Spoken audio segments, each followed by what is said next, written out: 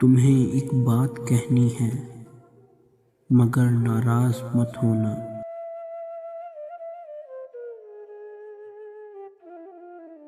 कि तुम जो हर घड़ी मुझको इतना याद आते हो, हमें इतना सताते हो।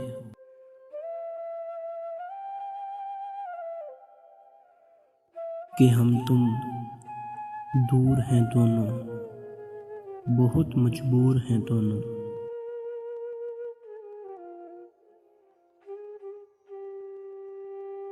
ना इतना याद आओ तुम, ना यूं इतना सताओ तुम।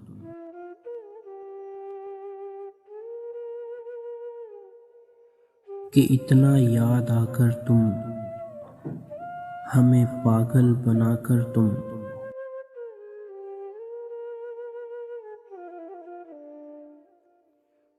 फकत इतना बता दो तुम, हमारी जान लोगे तुम।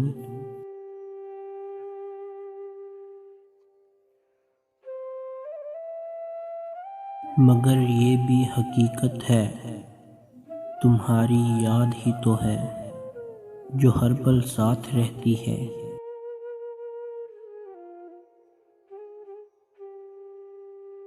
खुशी में भी, गमों में भी, उदासी के पलों में भी।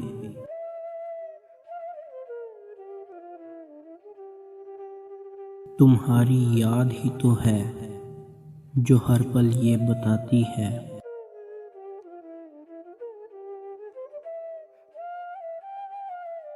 मुझे एहसास दिलाती है कि हम तुम बिन अधूरे हैं।